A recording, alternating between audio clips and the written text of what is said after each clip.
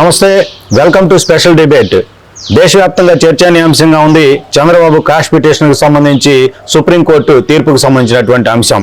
ఏదైతే 17A వర్తిస్తుందా Chandrababu skill development కేసులో వర్తించదనేటటువంటిది. తాజాగా సుప్రీంకోర్టులో జస్టిస్ అనిరుద్ధ్ బోస్, జస్టిస్ బేలా త్రివేదికి సంబంధించినటువంటి ద్విసభ్య ధర్మాసనం ఇచ్చినటువంటి తీర్పుకు సంబంధించి మేడం మనతో ఉన్నారు. సీనియర్ అడ్వకేట్, హైకోర్టు, ఏపీ హైకోర్టుకు సంబంధించి రజనీ గారు మనతో ఉన్నారు. మేడం చెప్పండి, ప్రస్తుతం ఈరోజు ఏదైతే ఉత్కంఠగా ఉన్నటువంటి కేసు తీర్పు ఏదైతే ఉందో చంద్రబాబు స్కిల్ డెవలప్మెంట్ దానికి సంబంధించి మీరేం చెప్తారు?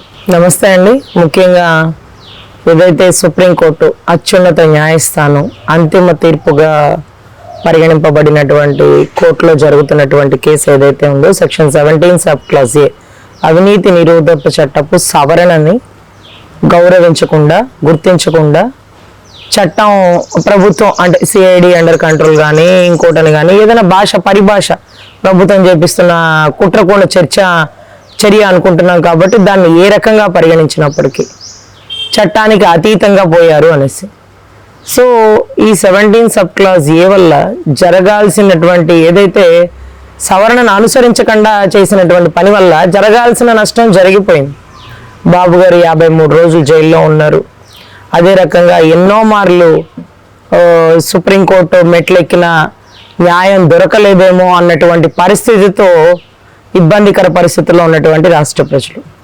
ఇప్పుడు కొత్తగా వచ్చేది ఏం లేదండి. 17 సబ్ క్లాస్ ఏ గురించి మనం ఆలోచించాల్సిన అవసరం లేదు. నాకు తెలిసి ఈ చట్టపు సవరణ అనేది చట్టం దృష్టిలో అందరం సమానులే అని భావించి వదిలేస్తే అవినీతి ముద్ర వేసి ఏది ఆరోపణలు వేసి ఆధారాలు చూపించకుండా వదిలేసినటువంటి ఈ రాష్ట్ర ప్రభుత్వానికి చావు దెబ్బ కొట్టాలి అంటే 17 సబ్ క్లాస్ ఏ కేసు ఏదైతే ఓడిపోతే బాగుంటుందండి. ఎందుకంటే మనం ఎప్పుడైతే కేసు ఓడిపోతామో గెలిచినట్టుగానే ఉంటుంది ప్రభుత్వానికి, కానీ గెలిచినట్టు కాదండి. తాడేపల్లి ప్యాలెస్లో ఏసీలో కూడా చెమట్లు పట్టే పరిస్థితి. చంద్రబాబుది అయిపోయింది రే, 52 రోజులు 53 రోజులు జైల్లో ఉన్నాడు, బయటకు వస్తాడు.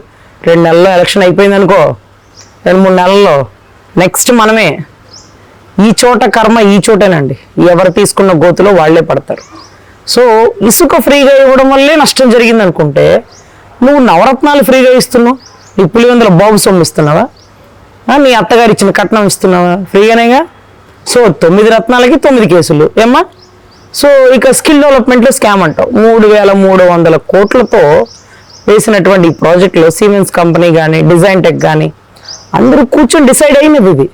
ఇది జర్మన్ కంపెనీ, మన బాబు సొమ్ము కాదు. ఇది పక్క బజార్లోదో పక్క రాష్ట్రంలో అంటే ఏదో చెప్తే వింటారు. ఇది దేశవ్యాప్తంగా సంచలనమైనటువంటి ఒక పెద్ద అత్యున్నత వ్యవస్థలో ఒక సంస్థతో మనం డి అంటే ఢీ కొంటూ ఆ ప్రాజెక్ట్ని రాష్ట్రానికి తీసుకురావడం అంటే చిన్న విషయం కాదు. గుజరాత్లో ఒక అధ్యయన శాఖ పెట్టి ద్వారా అధ్యయనం చేసి ఎన్ని కాలేజీలకు ఇచ్చారు, ఎంత ప్రాజెక్టు, ఎన్ని కోట్లు అవుతుంది, ఎన్ని క్లస్టర్స్ కావాలి, అంత పూర్తి అధ్యయనం చేసి రాష్ట్రానికి తీసుకొచ్చారు.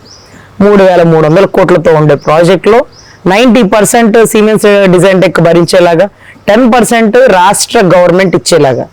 దానికి కూడా ఆ జర్మన్ కంపెనీ ఏమైంది అంటే 10% మీరు ముందే పెట్టమనింది. అంటే మనం ఇచ్చే 10% ముందు ఇస్తే వాడు 90% పెట్టి ఇది రాష్ట్రంలోకి తీసుకొస్తాడు. తద్వారా 2016 నవంబర్ నుంచి సిమెన్స్ కంపెనీ ఆంధ్ర రాష్ట్రంలో అడిగించి 6 క్లస్టర్స్లో ఒక్కొక్క క్లస్టర్కి 559 కోట్లు ఖర్చులేగా టోటల్గా 3,359 కోట్లు లేక పైచులకు. సో ఇంత పెద్ద ప్రాజెక్ట్ని మెయిన్ ఉండాల్సింది పివి రమేష్ గారు చెప్పింది అజయ్ కల్లం గారు, ప్రేమచంద్రారెడ్డి గారట. వీళ్ళిద్దరు పైల్వాన్ల అండర్ కంట్రోల్లో ఉంది. అసలు నేను చెప్పింది వినకుండా వాళ్ళిద్దరే డిసైడ్ చేశారని. ఎవరు వాళ్ళిద్దరు? గౌరవ జగన్మోహన్ రెడ్డి గారి చెంచాలు గిరెట్లు. అవతలోడు కేవలం ముఖ్యమంత్రి పదవిలో లేడు, కానీ ముఖ్యమంత్రి పదవి కింద ఉన్న చెంచాలు గిరెటల్ని చిల్లరేసో, డబ్బులతోనో, భయపెట్టో, ప్రలోభ పెట్టో మొత్తాన్ని కొనేశాడు. సో అందుకనే నారాసుడు రక్త చేత అంటాడు, అవినీతి రారాజు అంటాడు. ఏంద్రా ఇంత నమ్మకంగా మాట్లాడుతున్నాడు?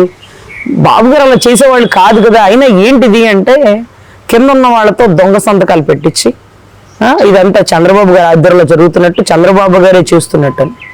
సో ఇటువంటి ఆరోపణలు ఎదుర్కొంటున్నప్పుడు ఏదైతే 10% గవర్నమెంట్ పెడతానన్న 10% 339 కోట్లు అండి, 3300 కోట్లలో పన్నులు ట్యాక్సులు అంతా కలిపి 370 కోట్లు. ఈ 370 కోట్లు సిమెన్స్ కంపెనీకి డిజైన్ టెక్కి ఇవ్వకుండా ఏదో దొంగ షెల్ కంపెనీలు ప్రవేశపెట్టి ఆ షెల్ కంపెనీకి ఇచ్చినట్టుగా ఇచ్చి మళ్ళీ వెనక్కి తీసుకున్నాడు. ఎలా ఇచ్చాడమ్మా, ఆధారాలు చూపించు. ఎలా వెనక్కి తీసుకున్నాడు, ఇంకొక ఆధారాలు చూపించు. అంటే ముందుగానే అరెస్ట్ చేసి ఆధారాలు పుట్టిస్తానన్న దౌర్భాగ్యం ఆంధ్ర రాష్ట్రంలో ప్రత్యేకంగా ఈ కేసుకే దక్కింది. లోపలేసి తర్వాత ఆధారాలు తెస్తారన్నాడండి. సిఐడి ఆధ్వర్యంలో జైల్లో బాబు గారితో భేటీ అయ్యి బాబు గారిని క్వశ్చన్లు అడుగుతాడు. అంటే బాబు గారు చెప్పిన ఆన్సర్లు రాక్కో నువ్వు ఎంక్వైరీ చేసుకొస్తావా? నువ్వు బయట ఏం చేసావు? ఆధారాలు తీసుకొచ్చేసారు సార్, ఈ మర్డర్ కేసులో ఒకడు ముద్దాయిని తెచ్చినప్పుడు వాడేనా నీకేమని తెలుసు అంటే అన్ని ఆధారాలు పట్టుకొస్తావు. నువ్వు పట్టుకొస్తేనే వాళ్ళు లోపలేస్తావు, నువ్వు చెప్పినట్టు లోపలేరు. అట్లాంటిది ఆధారాలు మేము తీసుకొస్తాం, మా దగ్గర ఉంది అవి ఇవి అని చెప్పి కోర్టుకి ఒక్క ఆధారం చూపించలేదండి. సిఐడి అంటే బాబు గారు సొమ్ము కాబట్టి మభ్య పెట్టేస్తాడు, కోర్టుకు చూపించాలి, ఒక్క ఆధారాలు చూపించలేదండి. ఈ రోజుకి ఆధారాలు లేవండి. సో ఇటువంటి పరిస్థితుల్లో 370 కోట్ల స్కామ్ అంటే భువనేశ్వరం అనింది. నిజంగా మా హెరిటేజ్లో మాకు ఒకరోజు ఆదాయం, దాని గురించి బాబు గారు అలా చేసేవారు కాదు, నా క్యారెక్టర్ని గురించి నిరూపించుకోమన్నారు. నేను నందమూరి తారక రామారావు గారి బిడ్డని, నారా చంద్రబాబు నాయుడు గారి భార్యని, ఒక ముఖ్యమంత్రి కూతురిని, ఇంకో ముఖ్యమంత్రి భార్యని ఇన్ని చూశాను. ఏ రోజు బయటికి రాలేదు. నా మీద నిందలేశారు, బాబు గారిని ఏడిపించారు. సో రాష్ట్రానికి ఏంటి పరిస్థితి అని ఆ తల్లి భువనేశ్వరమ్మ రాజమండ్రి సెంట్రల్ జైలు పరిసర ప్రాంతాలు దాటి బయటికి రాలేదండి. ఈరోజు భర్త అరణ్యంలో ఉంటే భార్య కూడా అరణ్యంలో ఉన్నట్టుగా, అరణ్యంకి వెళ్లాల్సిందే అన్నట్టుగా పంటం బట్టి ఆ తల్లి రాజమండ్రి వీడి బాబు గారు లేందే రాకుండా అక్కడే ఉన్నారండి. అటువంటి ఆడబిడ్డ మీద నిందేసినటువంటి పర్వం కన్నీటి పర్వం అండి. ఆ తల్లి జైల్లో ఉన్నప్పుడు ఒక యాత్రలాగా బిగిన్ చేసింది, బాబు గారు బయటికి రావాలి అంటదేమో అనుకున్న, కాదంట, నిజం గెలవాలనట. అంటే నిజం గెలిచేది ఏంటమ్మా, బాబు గారు త్వరగా బయటికి రావాలి, ఆరోగ్యంగా ఉండాలని ఒక భార్యగా అనుకో, లేదండి, నిజం గెలవాలి. తప్పు చేస్తే ఆయనకైనా శిక్ష పడాలి. నిజం ఎక్కడుంటే అక్కడే గెలవాలి. అది నా భర్త పక్కన, రాష్ట్ర ప్రజల పక్కన, గౌరవ ముఖ్యమంత్రి పక్కన, ఎవరి పక్కనైనా కానీ అనింది. సో నిజం గెలవాలనే కాన్సెప్ట్తో ఆ తల్లి తిరుపతి వెళ్ళి వస్తుండగా రోజా అన్న మాటలు, ఇక జీవితాంతం జైల్లోనే ఉంటాడు చంద్రబాబు అంట. సో ఇలాంటి మురిగే కుక్కలకి సమాధానంగా ఆయన అనుభవించాల్సినటువంటి అజ్ఞాతవాసం భార్య భర్త ఇద్దరు అనుభవించేశారు. కాబట్టి ఈ 17 సబ్ క్లాజ్ అప్లికబుల్ కాకపోతేనే మా రాష్ట్ర ప్రజలందరికీ సంతోషం అండి, న్యాయవాదులతో సహా. ఎందుకంటే తప్పు చేసిన వాడు రాజైనా రెడ్డైనా ఎత్తి లోపలేయాలి, రాజైనా బంటైనా ఒకేలాగా ట్రీట్ చేయాలన్న రాజ్యాంగాన్ని గౌరవిస్తూ ఈరోజు అవినీతి ముద్ర వేసినటువంటి చంద్రబాబు గారు ఆయన నిరూపించుకోగలరు, అంత సమర్థత ఆయనకుంది. కానీ రేపు మేము వేయబోయే కేసులకి ఈ సెక్షన్ అడ్డం పెట్టుకొని వాడు తప్పించుకుంటాడు చూడండి. ఆ తప్పించుకునే అవకాశం లేకుండా త్రిసభ్య ధర్మాసనానికి వేయడం జరిగింది. సో త్రిసభ్య ధర్మాసనంలో బేలా త్రివేది గారు చెప్పారు, రాజ్యాంగం ప్రకారం చట్టం ప్రకారం అందరూ సమానమే.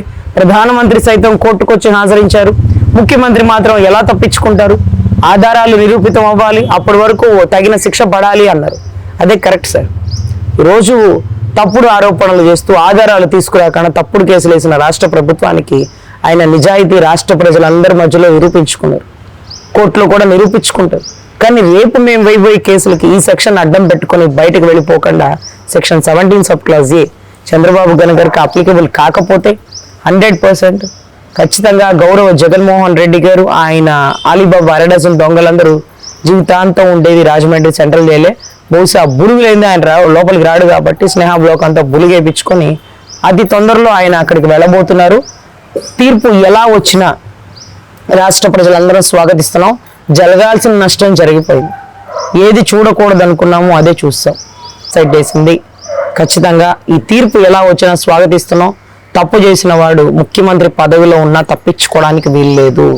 ఇన్ని తప్పులకు కారణమై 4 సంవత్సరాలు 9 నెలల్లో మేము చెరసాలకు అనుభవించిన మా బాధకి ఖచ్చితంగా గౌరవ జగన్మోహన్ రెడ్డి చెరసాలలో ఉండాల్సినటువంటి బాధ్యత.